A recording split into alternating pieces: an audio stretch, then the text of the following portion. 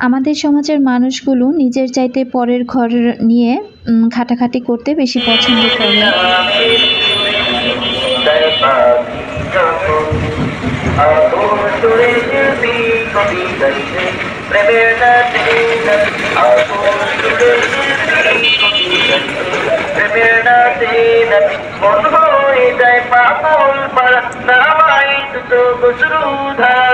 दिल परिवेश दूर दुशूर दाई दीदार रिशान इश्क नबी जिंदाबाद इश्क नबी जिंदाबाद नबी जिंदाबाद नबी जिंदाबाद नबी जिंदाबाद नबी ভোর রাতে সেহরি খেতে উঠেছিলাম, তখন এই সুন্দর হামদ ও নাত এগুলো শুনতে না বেশ ভালো লাগছিল, তাই ক্যামেরাটা অন করেছিলাম। তো অনেকটা টাইম ধরে হুজুরদের এই হামদগুলো শুনছিলাম, খুব ভালোই লাগছিল। তো যাই হোক, এরপর এই যে সকাল হলো, তো সকালবেলা উঠে আজকে কিন্তু আমি সকালের নাস্তার আয়োজন করে নিচ্ছি। তার পাশাপাশি দুপুরে রান্না করব, আর রান্না করার সাথে সাথে আমি বিকেলের ইফতার আয়োজনটাও করে নিব। এখানে আমি সকালবেলা উঠে অফ ক্যামেরাতে আগে আমি আলু সিদ্ধ দিয়ে দিয়েছিলাম। তো এই আলুটা দিয়ে আমি আলুর চপও বানাবো, আবার আলুর ভর্তাও বানাবো। তো একই আলু দিয়ে আমি দুইটা আইটেম আর কি করে নিব। ভয়েস ওভার করতে বসেছি, চারপাশ থেকে এত গাড়ি ঘোড়ার শব্দ, ভয়েসটা দেওয়ার জন্য আমি প্রায় 1 ঘন্টা ধরে ওয়েট করছি। রাস্তার পাশে যেহেতু বাসা, রোজা রমজানের দিন, একে তো নিচে বাসা, এত গাড়ির জ্যামজট, তার মধ্যে এমন একটা পরিস্থিতি হয়েছে, দেখলাম যে নিচে গাড়িওয়ালাদের সাথে দোকানদারদের তুমুল মারামারি।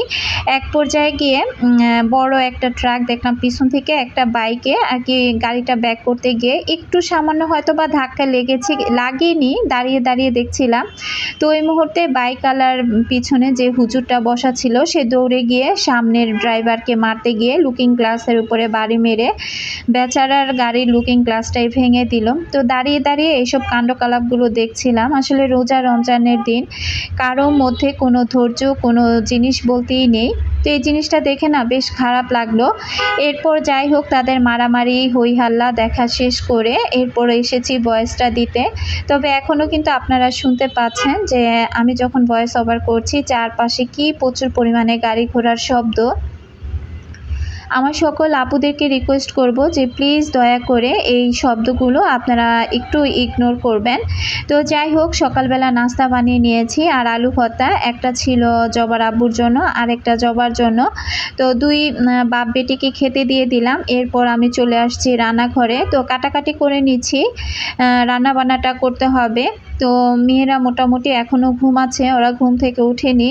তো ভাবলাম যে আগে কাটাকাটি করি, তারপর মেয়েরা ঘুম থেকে উঠলে পরে ধীরে সুস্থে কাজগুলো করে ফেলবো। তবে আজকে ঘরের কাজ আর শেয়ার করব না।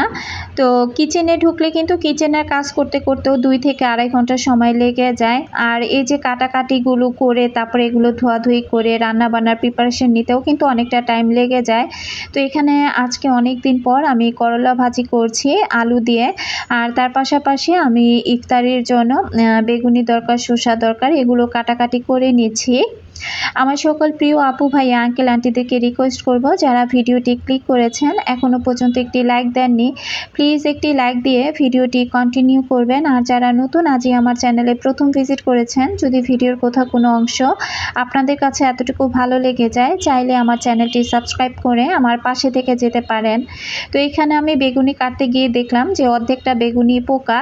তো পোকাটুকু ফেলতে ফেলতে যতটুকু নিতে পেরেছি ততটুকু তো নিয়েই নিয়েছি। আসলে পুরো বেগুনটা ফেলে দিতে আমার কেন যেন খুব মায়া হচ্ছিল।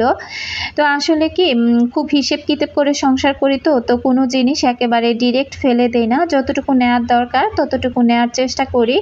তো এখানে এখন আমি এই যে করলা আর আলুটা ধুয়ে নিচ্ছি, আর বেগুনগুলো ধুয়ে ওইভাবে রেখে দিলাম। ভিডিও শুরুতে আমি একটা কথা বললাম না যে আমাদের সমাজের মানুষগুলো নিজের থেকে পরকে নিয়ে ভাবতে বেশি পছন্দ করে। এই কথাটা কেন বললাম, সকালবেলায় আমি যখন আজকে তো আমার ভিডিওটা তো এটা গতকালকের করা ছিল, তো আমি যখন ক্যামেরাটা অন করলাম তখনই আমি দেখতে পেলাম যে আমরা তো সবাই কম বেশি পুচির মা আইডিটাকে আমরা কম বেশি সবাই চিনি। আপু কিন্তু খুব বড় একজন কি বলবো যে ফেসবুক ফলোয়ার, আপুর কিন্তু অনেক, প্রায় 2,07,000,000-এর মতো আপুর পেজে ফেসবুক ফলোয়ার আছে। তো এদিক থেকে আজকে আমি কি রান্না করব সেটা বলে নিচ্ছি। লতি দিয়ে চিংড়ি শুটকি রান্না করব। আর এই চিংড়ি শুটকি দিয়ে লতি রান্নাটা কিন্তু আমার ঘরের কর্তামশাই আমাকে খাওয়া শিখিয়েছে।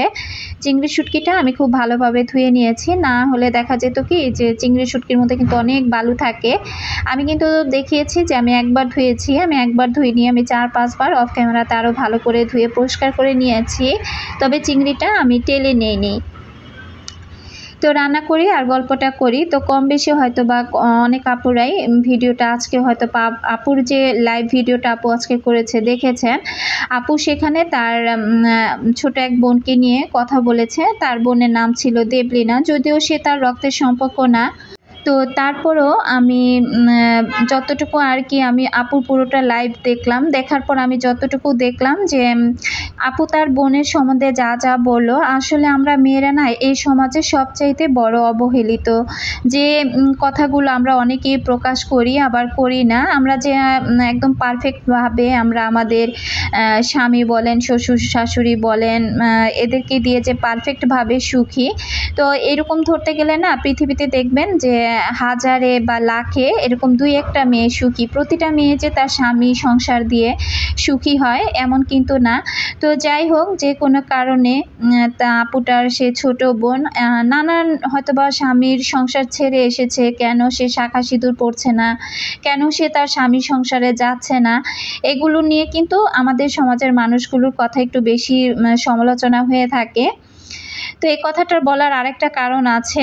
তো আগে আপুটার কথা বলি। তো আমি সেখানে পুরো ভিডিওটা যে আপুরা দেখবেন তারা ডিটেলসটা অবশ্যই বুঝতে পারবেন আর কি। পুরো ভিডিওটা দেখার পর আপনারা বুঝতে পারবেন যে কেন এই কথাগুলো বললাম। প্রতিটা মানুষের কিন্তু যার যার ব্যক্তিগত একটা লাইফ স্টাইল থাকে, হয়তো বা আমরা ক্যামেরার সামনে সেগুলো অনেক সময় তুলে ধরি, আবার অনেক সময় তুলে ধরি না। তো আজকে আমি কিছু শাসলিক তৈরি করব, যার জন্য এখানে মুরগির মাংসের মধ্যে শাসলিক তৈরি করার জন্য সব ধরনের মশলা দিয়ে নিচ্ছি। তো যাই হোক, গল্পটা বলি আর কাজ করি। সবসময় তো কাজের কথাই আপনাদের সাথে শেয়ার করি, তো আজকে না হয় একটু কমই শেয়ার করলাম। তো জানি না আমার ভিডিওটি আমার আপুদের কাছে আজকে দেখতে কেমন লাগবে বা কথাগুলো শুনতে কেমন লাগবে। তো যাই হোক, সেখান থেকে সে মানুষটাকে এমনভাবে সমাজের মানুষগুলো হেনস্থা করেছে, কেন সে তার স্বামীর ঘরে যাচ্ছে না, কেন সে শাঁখা সিঁদুর পরছে না, কেন স্বামীর ঘর থেকে ফিরে এসেছে। সে কিন্তু একজন চাকরিজীবী ওমেন ছিল। তো সেখান থেকেও তার কলিগরা মোটামুটি বাসায় এসেও তাকে এই ধরনের কথাগুলো বলতো। এক পর্যায়ে গিয়ে সে যখন ফেসবুকে তার ছবিগুলো আপলোড করতো, শাঁখা সিঁদুর ছিল না, সেখানেও মানুষজন গিয়ে কমেন্ট করতো, কেন তোমার শাঁখা সিঁদুর নেই, কেন স্বামীর ঘর থেকে চলে এসেছো। এক পর্যায়ে গিয়ে কোনো এক ব্যক্তি বলবো আর কি, মহিলা, সে তাকে পার্সোনালি তার মেসেঞ্জারে নক করে বলে, আমি সব জানতে পেরেছি তুমি কেন তোমার হাজব্যান্ডের কাছ থেকে চলে এসেছো।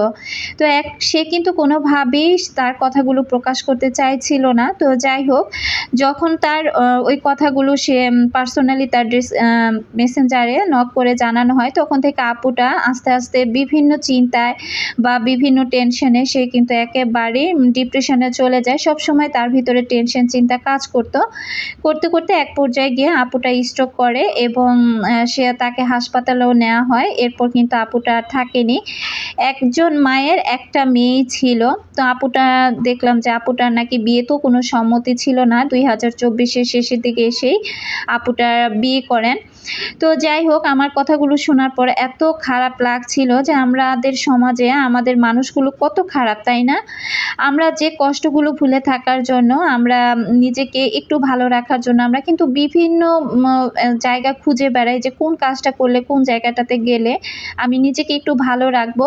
তবে আমাদের সমাজের মানুষগুলো কি করে দেখবেন যে খুঁচিয়ে সেই জিনিসগুলো, যে জায়গাটাতে আমার কষ্ট দুঃখ বেশি সেই জায়গাগুলোর মধ্যে কিন্তু আঘাত করার চেষ্টা চেষ্টা বেশি করে থাকে। আজকে যদি এই আপুটাকে এই সমাজের মানুষগুলো এতভাবে যন্ত্রণা না দিত, তার পার্সোনাল বিষয়গুলো নিয়ে এতভাবে খোঁচাখুচি না করতো, হয়তো এই মানুষটা এই ডিপ্রেশনেও যেত না, বা সে হঠাৎ করে স্ট্রোক করে মারাও যেত না। তো এই যে আপুটা মারা গেল, কি হলো, তার মা সবচাইতে একা হয়ে গেল। কে দেখবে এই মুরব্বী মানুষটাকে? তো দেখেন আমাদের সমাজের মানুষ কতটা খারাপ। তারা নিজের চাইতে না অন্যকে নিয়ে ভাবতে বেশি পছন্দ করে, অন্যকে নিয়ে সমালোচনা করতে বেশি পছন্দ করে। আমার কথা থাক না রে বাবা, যার যার লাইফে যা যা আছে সে সেভাবে থাক। সে যদি নিজে থেকে প্রকাশ করে সেটা একরকম, আর সে যদি প্রকাশ করতে না চায় সেটা আরেক রকম। তাকে খুঁচিয়ে খুঁচিয়ে তার ভিতরে যে আঘাতের কথাগুলো আছে এগুলো শোনার তো কোনো দরকারই নেই। তো আমি এই কথাটা আরও কেন বললাম, আমি সেদিন একজন আপুর ভিডিও দেখছিলাম। আপুটা সচরাচর, আমি তার নামটা মেনশন করছি না, সে কিন্তু কখনো তার হাজব্যান্ড নিয়ে কোনো কথা বলে না, বা সে তার হাজব্যান্ডকে ভিডিওর সামনেও আনে না। সেখানেও দেখলাম যে কমেন্ট বক্সে অনেক আপুরা তাকে প্রশ্ন করেন যে আপু কেন ভাইয়াকে ভিডিওর মাধ্যমে দেখান না, কেন ভাইয়াকে ক্যামেরার সামনে আনেন না, ভাইয়া কি আপনাদের সাথে থাকে না, ভাইয়া কোথায় থাকে? তো আসলে না, এগুলো একান্তই যার যার পার্সোনাল বিষয়। অনেকের হাজব্যান্ড আছে যে ক্যামেরার সামনে আসতে পছন্দ করে না, আবার অনেকের হাজব্যান্ড আছে না চাইতেও দেখবেন ক্যামেরার সামনে হুটহাট করে চলে আসে। তবে এগুলো না একেবারেই পার্সোনাল জিনিস। তো আমরা যেভাবে আমাদের লাইফস্টাইলটা আপনাদের সামনে শেয়ার করি, আপনাদের কিন্তু সেভাবেই দেখা উচিত। তারপর আপনাদের মনে অনেক ইচ্ছা থাকে, কেন আমি এটা করছি না, কেন আমি ওটা করছি না, কেন আমার হাজব্যান্ডকে আনছি না, কেন আমার সন্তানকে আনছি না। তো এই কথাগুলো কি দরকার? যে যার মতো আছে থাক না, তাকে সেভাবে থাকতে দেন না। আসলে আমাদের ভিতরে কত কৌতূহল যে থাকে, বাপরে বাপ, এত কথা জানার ইচ্ছা মানুষের থাকে, যে জিনিসগুলো আমার একেবারেই পছন্দ না। যার যার প্রত্যেকটা মানুষের লাইফে দেখবেন পার্সোনাল বলতে কোনো একটা জিনিস থাকে, সেটা যদি সে ইচ্ছায় প্রকাশ করে তাহলে তো করলোই, আর যদি না করে তাহলে তাকে খুঁচিয়ে খুঁচিয়ে সেটা আনার দরকারটা কি? তো যাই হোক, আজকে যে আমি লতি রান্না করলাম, লতিটা কষাতে গিয়ে কিন্তু আমি এক ফোঁটাও পানি ব্যবহার করিনি। দেশি লতি ছিল, এমনি এমনি আর কি কষাতে দিয়ে দেখলাম যে লতিটা খুব সুন্দর রান্না হয়ে গিয়েছে। তো মাশাআল্লাহ, লতিটা আর করলা ভাজিটা খেতে কিন্তু দারুণ হয়েছিল। তো অনেক দিন যাবত আমার বেলের শরবত খেতে ইচ্ছে করছিল। ঘরের সাহেবকে অনেক দিন যাবত বলতেছিলাম যে আমাকে একটু বেল কিনে এনে দাও। তার তো আবার বাজার করার অভ্যাস নাই, আর তো সে এখন মোটামুটি ছুতুর মধ্যেই থাকে বেশিরভাগ। তাকে হাট বাজারের কথা বললেই বলে সে সময় পায় না। তো কি আর করা, আমার যখন যেটা খেতে ইচ্ছে করে আমার জিনিসগুলো আমি কিনে এনে খেয়ে ফেলি। তো এখানে বেল নিয়ে আসলাম, এখানে আমি অর্ধেকটা বেল আর কি রেখে দিলাম, ডিপ ফ্রিজ ওটা রেখে দিব, আর বাকিটা দিয়ে আমি শরবত বানিয়ে নিব। তো যেমন আমার কথাই বলি এখন, যে আমি যেহেতু আমার লাইফস্টাইল ব্লগ, তো আমি আমার অনেক ভিডিওর মধ্যে মাঝে মাঝে কমেন্ট পাই, আপু আপনার ভাইয়ের বউ কোথায়, আপু আপনার ভাইয়ের বউ কোথায় থাকে। তো মাঝে মাঝে কিন্তু আমি আমার মা, ভাই বা আমার ভিডিওগুলোতে আমি কম বেশি শেয়ার করে থাকি। সবসময় যে সব কথাই আপনাদের সাথে শেয়ার করতে হবে এতে কিন্তু আমি বাধ্যতামূলক না। তবে হ্যাঁ, আমাকে যে বারবার এই কমেন্টটা করছিল সে কিন্তু রেগুলার ভিডিও দেখে না, মাঝে মাঝে এসে আমাকে একটা খোঁচা দিয়ে যায়। তো আমি তাকে তার পরবর্তীতে উত্তরটা দিয়েছিলাম, আমার ভাইয়ের বউ আপনার মতো পাবজি গেম খেলতে তার বাবার বাড়ি চলে গিয়েছে। আমি দেখলাম তার আইডিতে ঢুকে তার পাবজি গেমের যত রকমের ছবি টবি দেওয়া আছে কার্টুনের, সেগুলো দিয়ে সে একটা আর কি তার আইডিটা আর কি খোলা।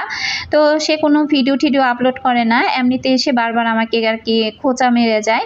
তো আমি এখন সবার উদ্দেশ্যে বলে দিচ্ছি, আমার ভাইয়ের বউ তার বাপের বাড়ি গিয়েছে পাবজি গেম খেলার জন্য, যে পাবজি গেম খেলার সুযোগটা সে আমাদের এখানে আর কি পায় না। তো যাই হোক, আমাদের সমাজের মানুষটাই হচ্ছে খুঁচিয়ে খুঁচিয়ে কীভাবে মানুষের কাছ থেকে কথা বের করবে, কিভাবে তার পার্সোনাল জিনিসগুলো শেয়ার করতে না চাইলেও তাদেরকে জানতে চাইবে, এরপর তাদেরকে বড় একটা ডিপ্রেশনে ফেলে দিবে। তো যাই হোক, আসলে দেবলিনা আপুর জন্য অনেক অনেক দোয়া রইল, আপু যেন পরপারে গিয়ে সে শান্তি পায়। অথচ এই দুনিয়ার মানুষগুলো তো তাকে শান্তিতে থাকতে দিল না, তাকে এমন একটা পরিস্থিতি তার সাথে হয়েছিল যে ডিপ্রেশনে গিয়ে সে স্ট্রোক করে অবশ্যই সেই পৃথিবী ছেড়েই চলে গেল। তো যাই হোক, আমাদের এই পৃথিবীর মানুষগুলোকে আল্লাহ তাআলা বুঝার তৌফিক দান করুক এবং হেদায়েত দান করুক, আমিন। তো আজকে অনেক কথা বলে ফেললাম একটা কথা বলতে গিয়ে। তো আসলে আমি প্রতিটা আপুকে বলবো যে প্লিজ আপুরা, কেউ যদি তার পার্সোনালের কোনো জিনিস, পার্সোনাল লাইফে যা যা ঘটে যেটা শেয়ার করতে চায় না, সে বিষয়গুলো আপনারা প্লিজ, সেটা ব্লগিং আমরা যারা করি সে আপুরাই হোক, বা ব্লগিং ছাড়া সাধারণ মানুষের জীবনে এমন অনেক ঘটনা ঘটে থাকে, সেগুলোই হোক, যে কোনো ঘটনাই ঘটুক না কেন, তো সোশ্যাল মিডিয়াতে সে যে যাই ছাড়ুক না কেন, পরিচিত হোক বা অপরিচিত হোক, প্লিজ দয়া করে আপনারা তার এই বিষয়গুলো নিয়ে ঘাটাঘাটি করবেন না। তো এই দিক থেকে আমি এই জামাগুলো আবারও সে আপুর উদ্দেশ্যে দেখিয়ে দিচ্ছি। আপু কমেন্ট করেছিল গতকালকেই, আপু তোমার মেয়ের ড্রেসগুলো আবার একটু দেখাবা। এটাই কিন্তু আমার বড় মেয়ের ড্রেস ছিল, আর তার পাশেটা ছিল আমার ছোট মেয়ের ড্রেস। তো আরিয়ান খানসাম আইডি আপুর উদ্দেশ্যে আবারও এই ড্রেসগুলো আমি আরেকবার একটু ভালো করে দেখিয়ে দিলাম আপু। আর আপুকে আবার বলছি, যখনই ড্রেসটা আপনি অর্ডার করবেন অবশ্যই আমার পেজের নামটা আপনি, আমার পেজের না আর কি, আমার চ্যানেলের নামটা সেখানে আপনি বলবেন। সেখান থেকে হলেও কিন্তু কিছুটা হলে ভাইয়া আপনাদেরকে ছাড় দিবে। আর এদিক থেকে কিন্তু আমি রান্নাবান্না করে শাসলিকগুলো তৈরি করে নর্মাল ফ্রিজে রেখে দিয়ে এসেছি। আর পাপোশগুলো ওই যে ধুয়ে দিয়েছিলাম সেগুলো শুকিয়ে গিয়েছে, ঘরটা অফ ক্যামেরাতে মুছে নিয়েছি।